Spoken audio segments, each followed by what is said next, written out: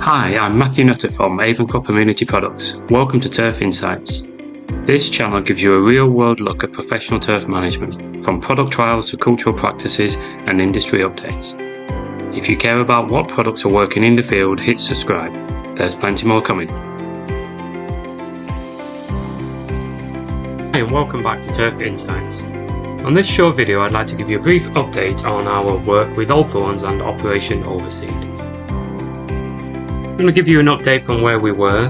The last assessment was early June, the 3rd of June. So looking at that, there's the grid and our latest identification of grass species. And the grid, if you watch a past video, I explained how we've used this grid to come up with the percentages. And the percentages from the 3rd of June, we've seen an certainly increase in mixed population of bent and annual meadowgrass, resulting in the percentage of annual meadowgrass dropping, and the plots that are pure creeping bent will about stay the same, to be honest. So we're going to have a look at that over the last 3 readings.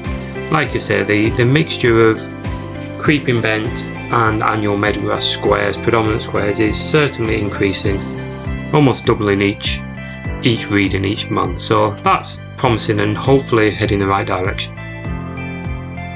So as we move on, what I want to focus on now is actually the ongoing data and how that relates. So every Friday the guys there take the readings, the green speed, the trueness, moisture, all those things, and I've plotted those on a graph. So first off, we'll briefly have a look at the turf quality. Scored from 1 to 10, taking into account disease, pitch marks, all those bits and pieces, and we're aiming really year round for a score between 7 and 10. Just for reference, the 2 maintenance weeks there. And then as we see the grid come along, we've also got the units of N applied on the bottom. That gives us some indication of nutrition that's applied, and then how the greens are scoring so far. So above 7 is good, and that's what we'll be aiming for. So you can see the last few weeks, that's probably 8 weeks, we've been up into that 7 target and producing decent greens. From the data that we collected, and this is really interesting, we can look back over the last 3 years, so the same metrics above 7, but we can look back at 2024, the orange, 2023 blue, and 2025 the grey, and see how we've tracked on trend over the year. So you can see where, as it is the highest scoring turf quality we've had over the last 3 years in the last couple of weeks, but it was a little bit perhaps behind last year, which is probably driven by the weather more than anything. So again, the green speed. So the green speed is slightly different, and I think I've explained before, Old Thorns, they have a couple of really tricky greens. It really means green speeds above 10, 10.5, it almost becomes unplayable. So all that needs to be taken into account, of course. So again, the maintenance weeks for the reference, and the green speeds with the units of N along the bottom. You can see from tracking fairly well, above 10, pretty consistently, 9.5, 10.5, for quite a period now. So again, hitting that target. Compare that to previous years, again 2023, 24, 25,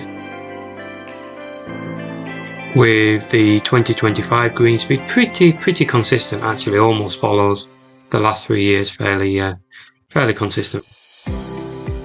Trueness and smoothness, maybe the most important one perhaps. We aim between 7 and 9 year round for this. Again, you see the start of the year, the struggle, the maintenance weeks. All of a sudden we get a bit of wolf trying to creep up into that above 7 target zone, and looking fairly good. We can look at that again compared to the last 3 years. Last year was very good for this, so some work to do to improve on last year, that's for sure.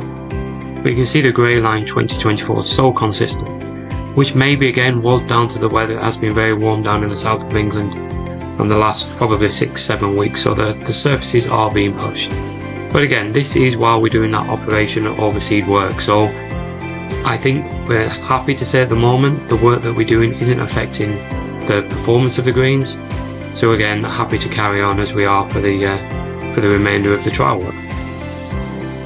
So I hope that helps give you a quick update as to where we are, and we'll try and do this again at the end of June, early July with the next assessment, and see how those percentages have increased and hopefully head in the right direction.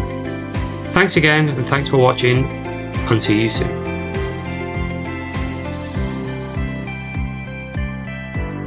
Thanks for watching this Turf Insights video. If you'd like more information about any of the products or topics we've covered, feel free to get in touch via the link in our channel bio or visit us at avencropcommunity.com.